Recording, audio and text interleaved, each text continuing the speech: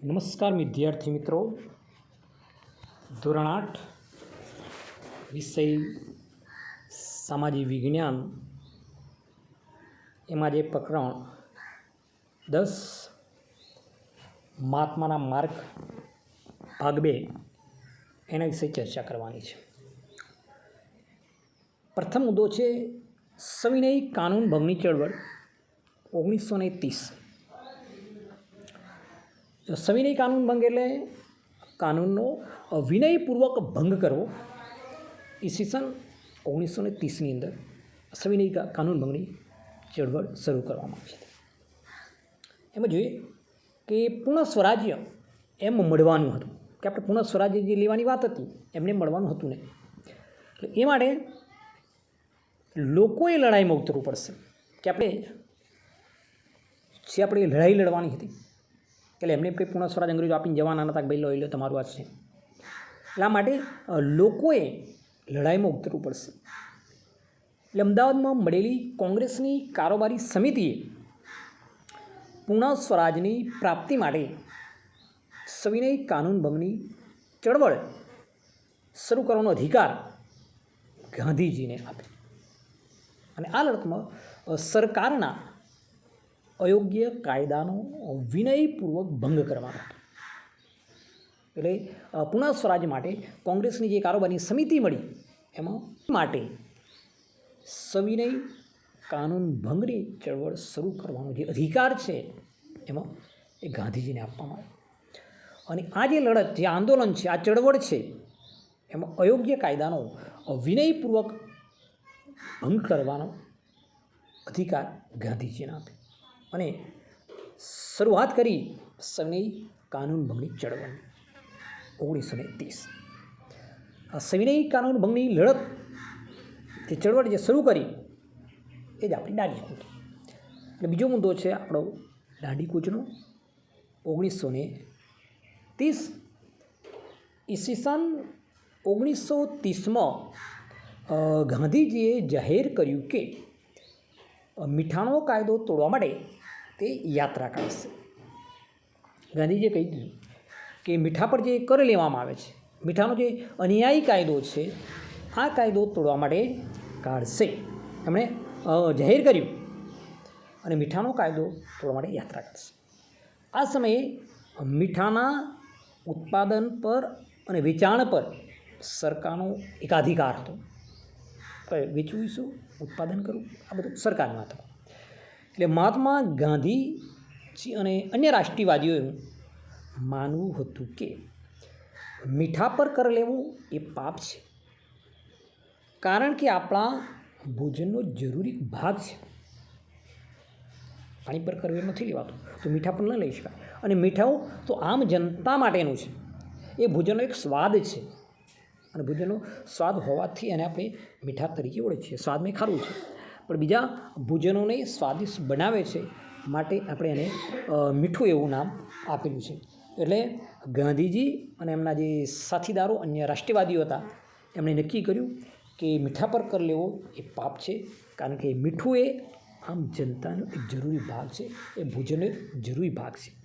એટલે ગાંધીજીએ મીઠાનો અન્યાયી કાયદો તોડવા અમદાવાદના સાબરમતી આશ્રમથી પોતાના 78 સાથીઓ સાથે 12મી માર્ચ 1930ના દિવસે સવારે દાંડીકૂચની 12મી માર્ચ 1930ની વહેલી સવારે ગાંધીજીએ આ મીઠાના અન્યાયી કાયદા સામે લડત આપવા માટે પોતાના 78 સાથીઓ સાથે 12મી માર્ચ 1930ના દિવસે વહેલી સવારે દાંડીકૂચની શરૂઆત કરી.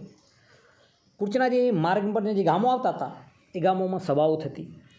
લોકોને લડત શા માટે એ વિશે જ્ઞાન પર સભાઓ કરી લોકોને સમજાવવામાં આવતા હતા.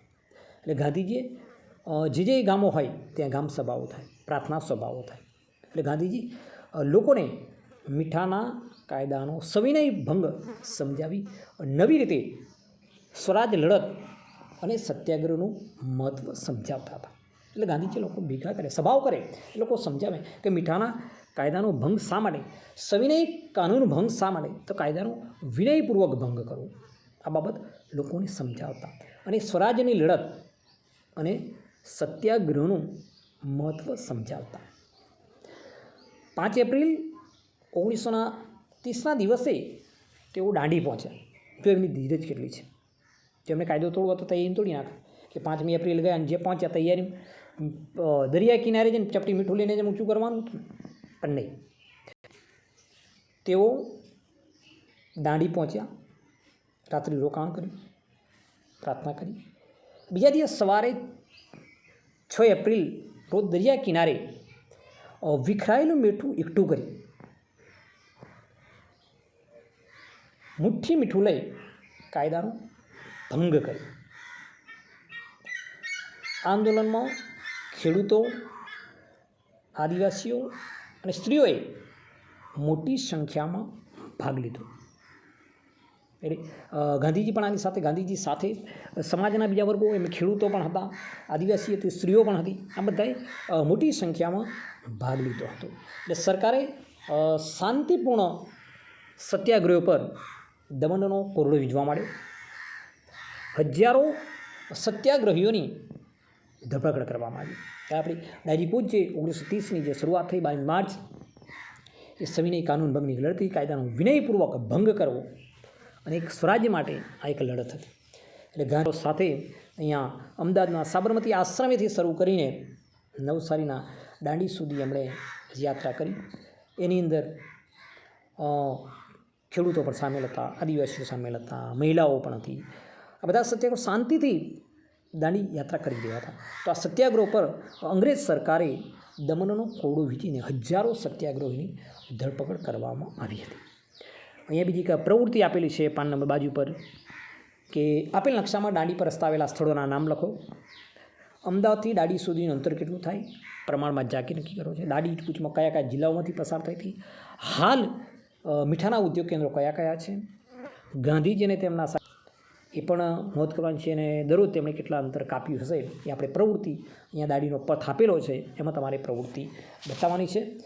બીજા મુદ્દામાં આપણે આગળ જોઈએ તો અહીંયા આટલું જાણવા આપ્યું છે કે ધરાસણા ગામમાંનું જે કેન્દ્ર હતું, પછી ત્યાં સત્યાગ્રહ કરવાની ગાંધીએ જાહેરાત કરેલી અને ગાંધીજી અને અબ્બાસ તૈયબની ધરપકડ થવાથી ધરાસણા સત્યાગ્રહની આગેવાની સરોજની નાયડુએ લીધી હતી. અને અંગ્રેજ સરકારે આ સત્યાગ્રહ અટકાવવા પૂરતા ભર્યા પગલાં લીધા. 300 જેટલા સત્યાગ્રહીઓ ઘાયલ થયા અને 2 મૃત્યુ પામ્યા. આમ છતાં સત્યાગ્રહીઓ જરા પાછા ન પડ્યા. બીજો મુદ્દો છે આપણે ગોળમેજી પરિષદો. આજે એ પરિષદો થઈ કે ભારતને કેવા પ્રકારનું બંધારણ આપવું તથા સુધારો કરવા તેની ચર્ચા કરવા આ બ્રિટિશ સરકારે ગોળમેજી પરિષદો બોલાવી. પહેલી પરિષદ લંડનમાં મળી. તેમાં કોંગ્રેસની ગેરહાજરીને લીધે તે નિષ્ફળ ગઈ. એટલે ભારતને કેવા પ્રકારનું બંધારણ આપવું, ભારતને કેવી રીતના સુધારા વધારા કરવા, આ અંગેની ચર્ચા વિચારણા કરવા માટે બ્રિટિશ સરકારે ગોળમેજી પરિષદો બોલાવવાની શરૂ કરી. એમાં પહેલી પરિષદ લંડનમાં મળી, તો એમાં કોંગ્રેસની ગેરહાજરીને લીધે તે નિષ્ફળ ગઈ. 1931માં લંડનમાં બીજી ગોળમેજી પરિષદ બોલાવવામાં આવી, તો જેમાં કોંગ્રેસના એકમાત્ર પ્રતિનિધિ તરીકે ગાંધીજીએ હાજરી આપી. એટલે જુદી જુદી કોમના પ્રતિનિધિઓએ બંધારણના ઘડતરની ચર્ચા વખતે પોતાની કોમ માટે અલગ મતદાર મંડળની માગણી કરી. આથી ગાંધીજી નિરાશ થયા, કારણ કે તેનાથી તો ભારતને અનેક ટુકડામાં વહેંચી જશે. જુદી જુદી કોમના પ્રતિનિધિઓ વચ્ચે સમાધાન ન થવાથી પરિષદ નિષ્ફળ ગઈ હતી.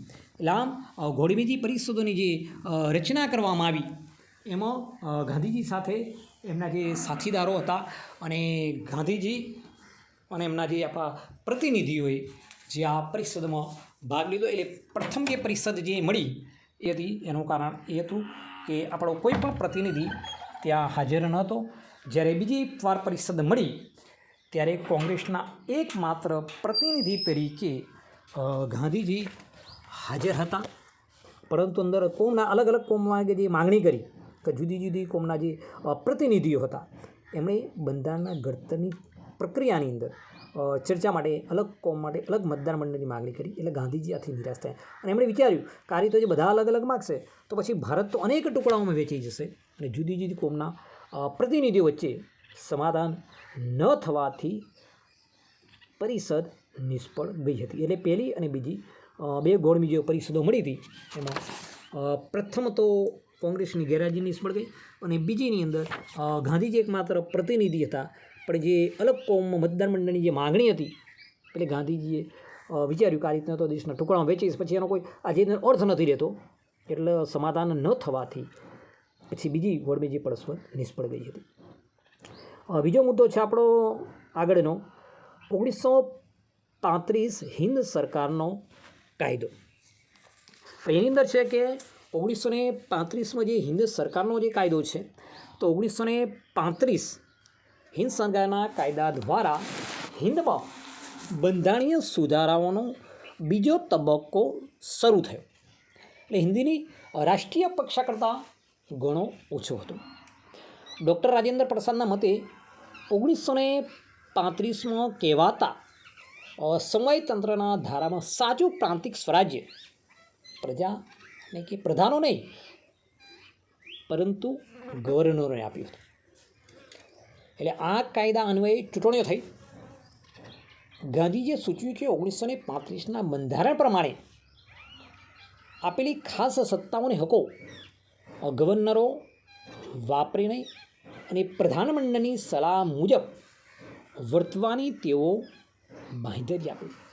તો કોંગ્રેસ પ્રધાનમંડળની રચના કરશે.